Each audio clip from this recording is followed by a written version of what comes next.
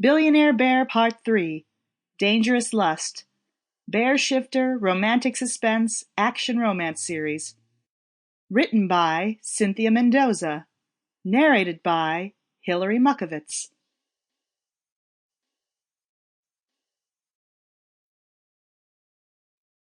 Adriana, as they called her, stood before me tall and fierce. You ever hear the phrase about how pretty a woman would be if she smiled? Adriana was that type, except I don't think this gorgeous woman ever smiled. There were deep frown lines etched into her young but hardened face.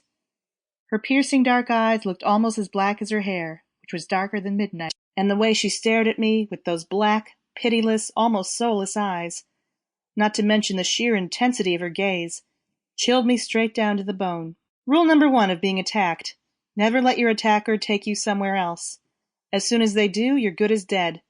Running is almost always the better option, since it's hard to shoot at a moving target. And even if they hit you, the chances are good it won't be a death blow. However, as soon as they have you tucked away somewhere private and secluded, you're fair game, especially if you're restrained. And I was definitely all of the above. I wasn't able to run when they'd cornered me on the street. They'd made sure I had nowhere to go. They'd surrounded me in my moment of despair, while I wasn't even looking. And now I was in some basement in the countryside of Italy, far away from the beautiful landscapes of Venice. My hands were restrained and my face bloody from the repeated beatings I'd taken. The only good thing I had to say about the situation was, hey, at least I wasn't dead yet. But from the way things were going, I didn't figure that would be too long in coming. "Where did he go?"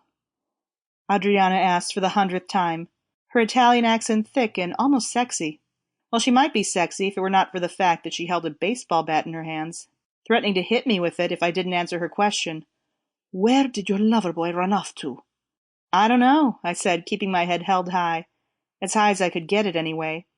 I could take the beatings and the torture. After all, I'd been trained to endure that kind of abuse when I became a field operative. Which wasn't to say this was a cakewalk. It was still incredibly unpleasant, and my body hurt like hell. But it was easy not to break, considering I honestly didn't have the information she wanted from me. "You don't know where your lover boy ran off to? Is that what you're saying?" She swung the bat as if she was going to hit me, but missed my kneecap. Barely. She missed on purpose. No, I didn't flinch. "That's exactly what I'm saying," I said, "because he didn't tell me where he was going. Alexei is smarter than that." Something hard collided with the back of my head, which snapped my head forward and made the room around me start to spin. Someone had hit me from behind, and they were stepping around. Sample complete. Ready to continue?